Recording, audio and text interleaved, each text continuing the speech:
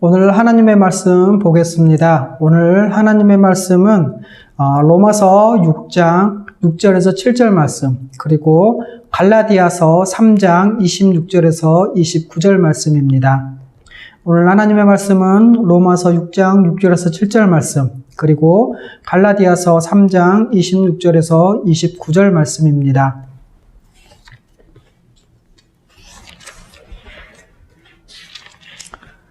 로마서 6장 6절에서 7절 말씀 먼저 읽겠습니다. 우리가 알거니와 우리의 옛사람이 예수와 함께 십자가에 못 박힌 것은 죄의 몸이 죽어 다시는 우리가 죄에게 종노릇하지 아니하려 함이니 이는 죽은 자가 죄에서 벗어나 의롭다 하심을 얻었음이라. 아멘. 갈라디아서 3장 26절에서 29절 말씀입니다. 너희가 다 믿음으로 말미암아 그리스도 예수 안에서 하나님의 아들이 되었으니 누구든지 그리스도와 합하기 위하여 세례를 받은 자는 그리스도로 옷 입었느니라. 너희는 유대인이나 헬라인이나 종이나 자유인이나 남자나 여자나 다 그리스도 예수 안에서 하나이니라. 너희가 그리스도의 것이면 곧 아브라함의 자손이요 약속대로 유업을 이을 자니라. 아멘. 오늘은 그리스도 안에서 모든 것을 누리는 자라는 제목으로 여러분에게 말씀을 전해드리도록 하겠습니다. 우리는 지난 시간에 아담에게서 그리스도에게로라는 제목으로 말씀을 전해드렸죠. 아담의 범죄로 인해 아담에게 속했던 모든 사람은 죄와 사망에 놓였습니다. 아담에게 속한 모든 사람은 마치 아담처럼 죄를 지으며 하나님을 거역하고 불순종하며 살아갑니다. 즉 아담적 삶을 살아가고 있죠. 그러나 아담은 오실자 곧 예수 그리스도의 모형이기도 합니다. 한 사람의 범죄로 모든 사람이 정죄에 이른 것 같이 한 의로운 행위로 말미암아 많은 사람이 의롭다 하심을 받게 하신 것입니다. 하나님은 율법 외에 한 의로운 길, 즉 믿음으로 아담에게서 벗어나 그리스도에게로 옮기셨습니다. 믿음으로 그리스도와 연합한 신자는 바로 존재와 그 신분이 바뀌었습니다.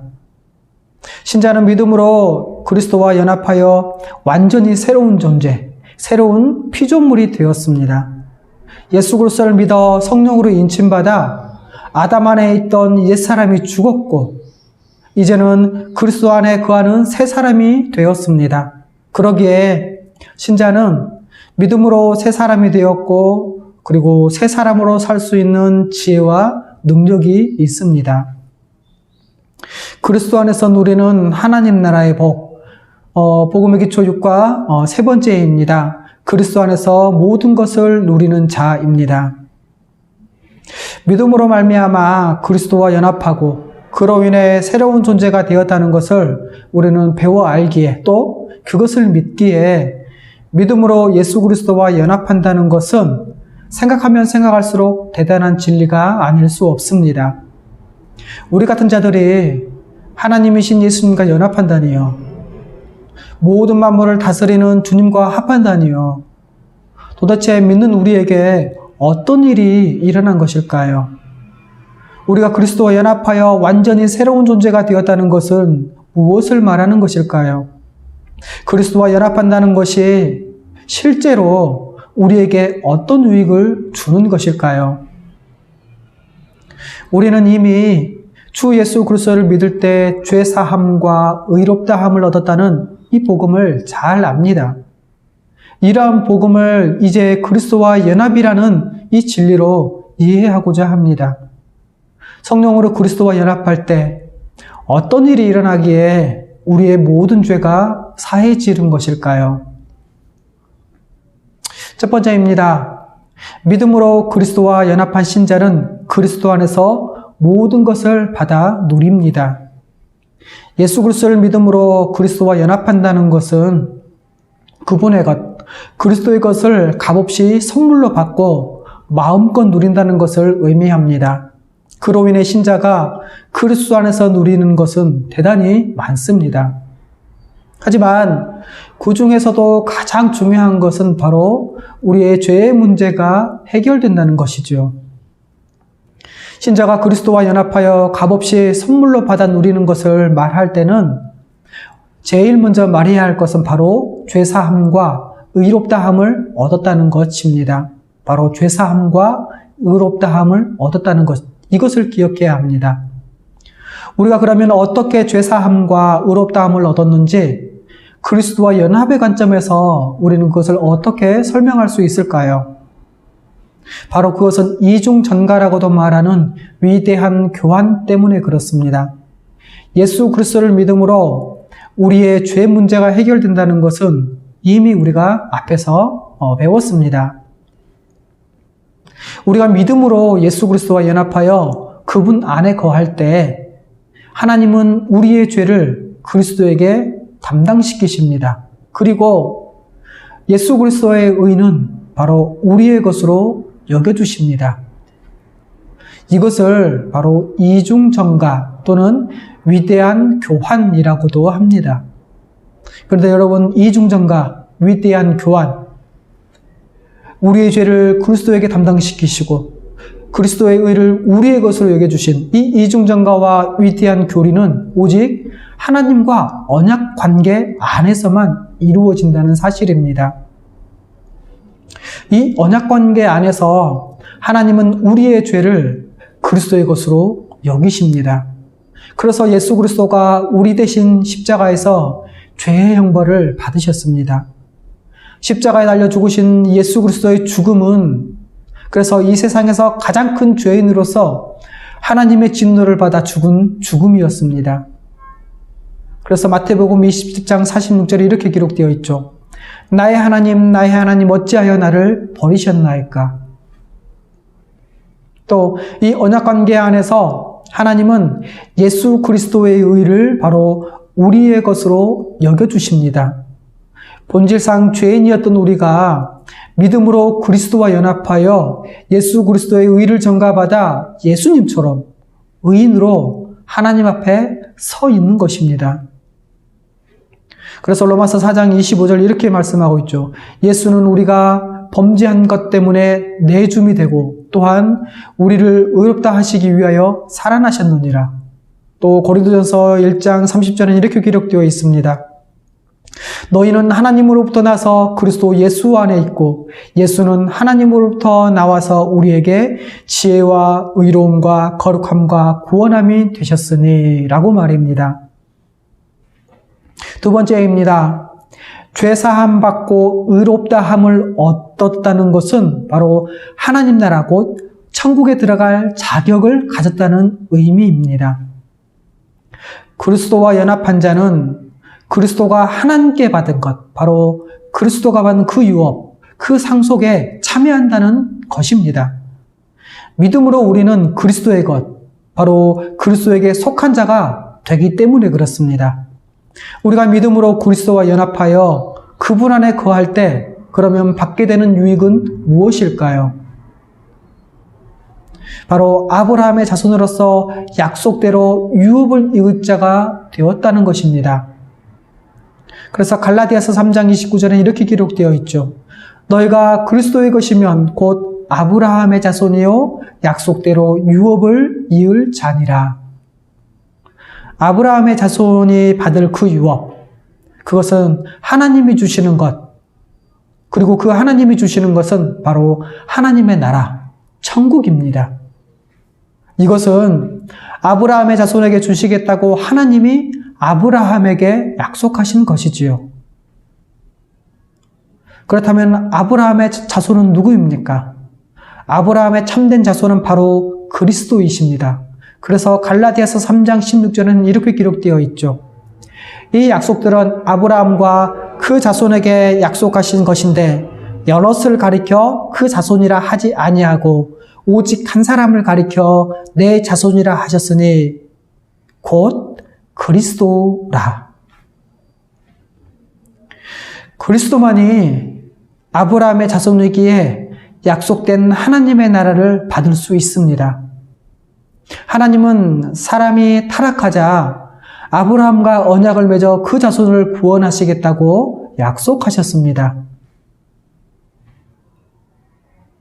그래서 예수 그리스도를 믿어 그분 안에 거함으로 믿는 모든 자가 다 아브라함의 자손, 약속의 자손, 믿음의 자손, 상속자가 된 것입니다. 믿는 모든 자는 그리스도와 합하여 그리스도 안에서 아브라함의 자손, 곧 믿음의 자손이 되어 그리스도가 받을 유업에 참여합니다. 아브라함에게 약속하신 그 하나님 나라의 복을 받는 것입니다. 그러므로 신자는 아브라함의 자손으로서 하나님 나라에 들어가 그 나라의 통치자이신 주님의 다스림에 순종하며 천국의 복을 누리며 살아갑니다. 아브라함의 참된 자손, 예수 그리스도는 바로 하나님 나라의 주님, 통치자이십니다. 그래서 우리는 이 예수님을 우리 주 예수 그리스도라고 부릅니다. 예수 그리스도가 이 땅에 오심으로 이 땅에 이미 임한 하나님의 나라는 주님의 통치, 주님의 다스림으로 나타납니다. 그러기에 주님의 다스림에 순종할 때 신자는 하나님의 나라를 이 땅에서 누립니다. 그리고 그 순종하는 하나님 나라의 백성들을 통해서 그 나라가 임했다는 것이 드러납니다. 지금 임한 하나님의 나라는 주님이 매일 다스리시고 우리는 매일 주님의 말씀에 주님의 통치에 순종함으로 존재합니다. 그러기에 순종은 우리에게 복을 가져옵니다. 세 번째입니다. 예수 그리스도를 믿는 모든 사람이 그리스도 안에서 그리스도의 충만함을 누립니다. 이 그리스도의 충만함은 교회적 존재로서 누리는 충만함을 말합니다. 교회적 존재가 무엇입니까? 그것은 여러 지체가 한 몸을 이루어 서로 결합되어 하나님이 주신 재능과 은사로 제 역할을 감당하는 그러한 존재를 말하는 것입니다. 이제 신자는 처음부터 그리스도의 충만함에 참여하여 모든 복을 다 받습니다. 그리스도 안에서 하나된 교회적 삶, 여러 지체가 하나된 삶에 참여해서 모든 복을 기도함으로 얻어 누리고 또 만족함으로 살아간다는 것입니다. 신자는 처음부터 그리스도의 충만함에 참여하여 모든 복을 다 받아 누리기에 공로신앙을 버려야 합니다. 그런데 어떤 사람들은 믿는 다음에 더 열심히 신앙생활을 해야 비로소 그 충만함을 받는다고 생각합니다. 열심히 하면 그것을 보시고 더 주신다는 그러한 생각, 마치 받지 못해서, 아니 주시지 않아서, 그래서 받지 못해서 열심히 해서 받으려는 것, 이런 생각, 이러한 통속적인 생각을 버려야 합니다. 이것은 바로 공로신앙이기 때문에 그렇습니다. 물론 이미 주어진 것이라 할지라도 신앙생활을 열심히 하지 못해서 그것을 마음껏 누리지 못할 수도 있습니다.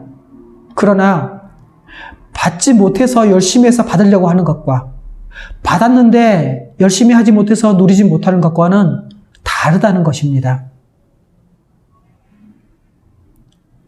그래서 고린도전서 1장 30절과 31절은 그리스도 안에서 우리가 누리는 복을 의학적으로 잘 설명해 주고 있습니다. 고린도전서 1장 30절에서 31절 이렇게 기록되어 있죠.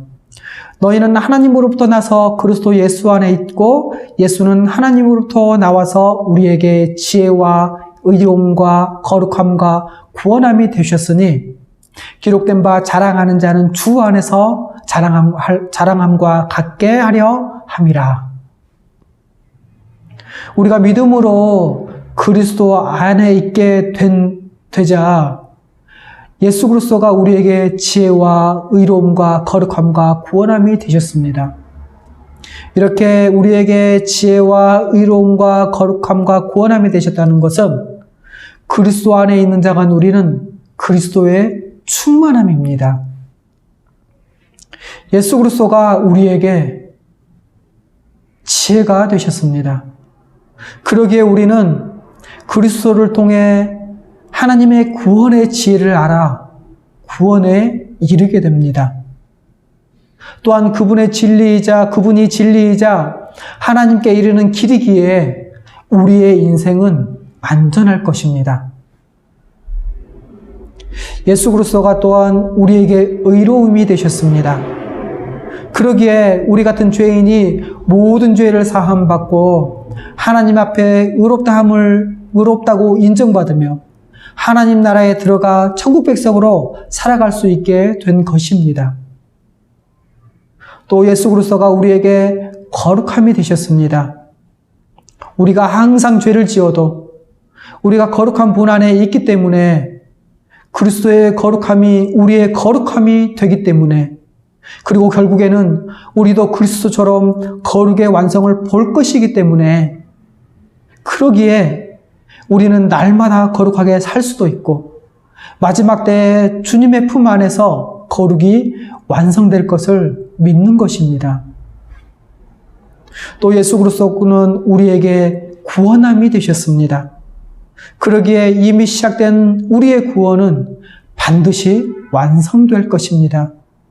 예수 그리스도가 이미 하늘에서 누리고 계시는 그 영광에 우리도 참여할 것입니다. 이제 신자는 그리스도 안에 거할 때 그분의 것, 그리스도의 것을 누릴 뿐만 아니라 그분 자신을 누리는 것입니다.